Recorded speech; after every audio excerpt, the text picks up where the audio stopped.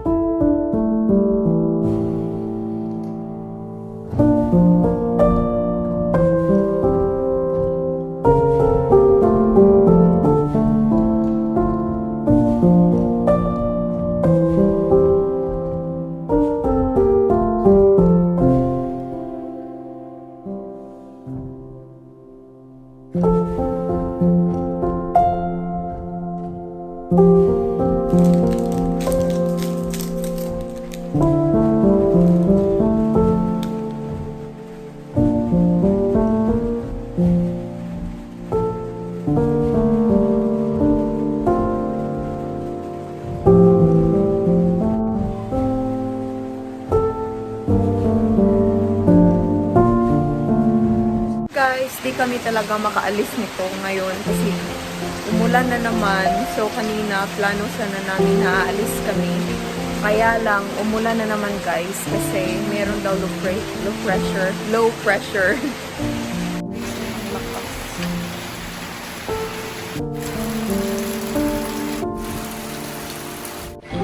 Yan guys, dahil maulan, nanood na lang kami ng YouTube videos. Grabe, sobrang lakas ng ulan sa labas. Ayan guys, tumigil na yung ulan. Si Tatay Jesus for ganun.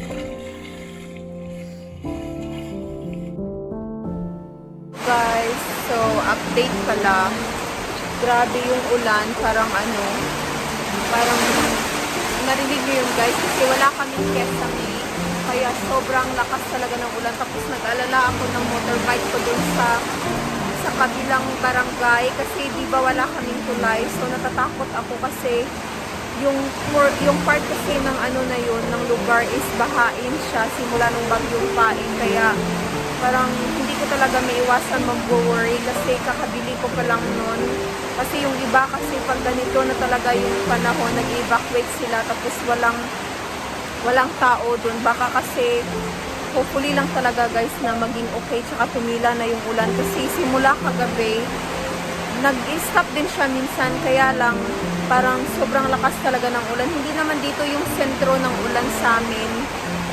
Kaya lang, ayan, ang lakas ng ulan guys. Tapos nakita ko kanina sa Facebook na merong nagpo-post sa barangay kung saan ko iniiwan. Hindi lang naman ako, marami din kami dito sa barangay namin na doon namin iniiwan yung motor. Oh, gabi ba?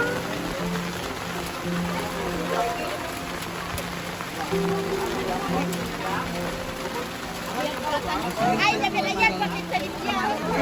Kalsada ito lang. Di yung tanahali niyo, Braman?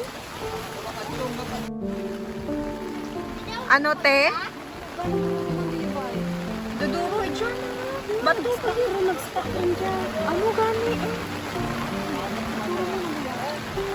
Dalom, itura banda. Ang tawag lang ang iskilahan. Dito di pintarya kung ano. Aguyo, oo.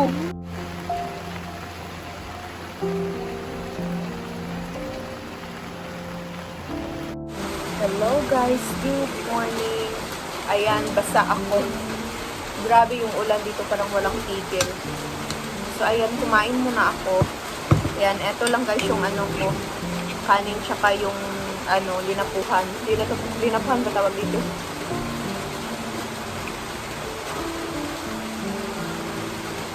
So ayan, magkukwento ako sa inyo habang kumakain. So kanina pumunta kami ng ilog. Tapos kagabi kasi grabe yung lakas ng buhos ng ulan.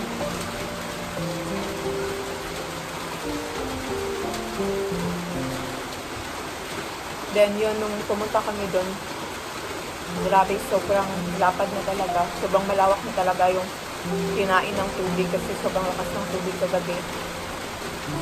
So, nagstay kami doon saglit. Tapos nung bubalik kami, dadaan sana kami ng creek.